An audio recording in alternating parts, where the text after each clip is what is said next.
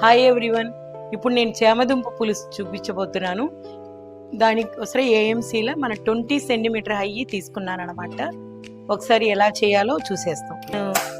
Stove on చేసానండి. Free heat ఎప్పుడు హైలోనే పెట్టుకోవాలి అనమాట. ఇది కూడా మనకు ఫ్రీ హీట్ అయిపోయిందండి. నేను ఇప్పుడు దీనికి పోపు పెట్టేసుకుంటాము.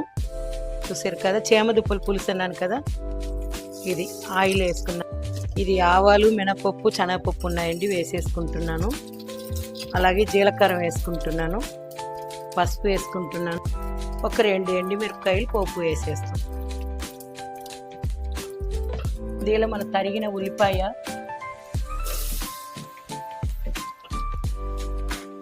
కొద్దిగా కరివేపాకు, కొత్తిమీర ఆకు, అలాగే టొమాటో వేసేసి దాని మీద సాల్ట్ చల్లి మనం కొంచెం మూత పెట్టేస్తాం. మగ్గిన తర్వాత మిగిలిన సాల్ట్ వేసేస్తున్నాను. ఆ సాల్ట్ అనేది టొమాటో మీద పడేనట్టుగా వేస్తే అప్పుడు టొమాటో కూడా తొందరగా మగ్గిపోతుంది. ఓకే అండి, ఇది మనం ఇచ్చిన టైం అయింది,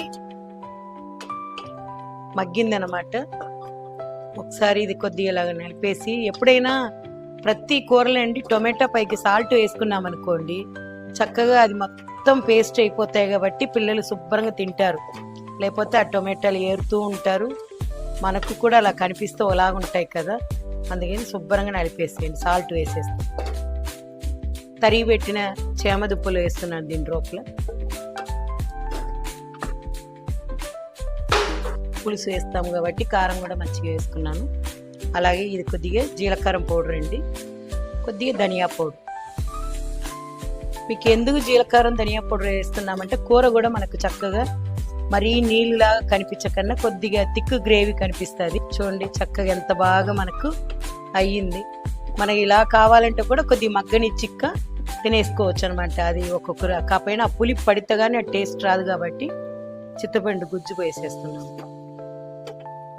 కొద్దిగా మరగనిస్తాం. మరగనిచ్చి మనకి ఎంత థిక్ గ్రేవీ ఉంటుందో అంత ఆపేసేయచ్చు. ఒక 5 మినిట్స్ ఉంటే మనకు కావాల్సినంత గ్రేవీ. చూడండి ఇప్పుడు కూడా థిక్గానే ఉంటాయి గ్రేవీ. చేమదుంప చాలా టేస్టీగా ఉంటుంది.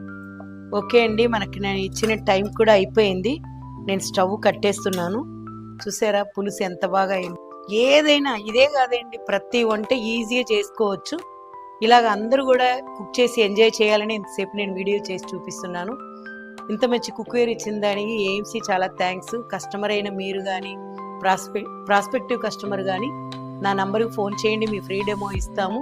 అలాగే విజయవాడ బ్రాంచ్ ఇది Patamata high school road bus స్టాప్లో ఉన్నాయండి. విజయవాడ బ్రాంచ్ కూడా మీరు విజిట్ చేయవచ్చు అనమాట. Thank you everybody.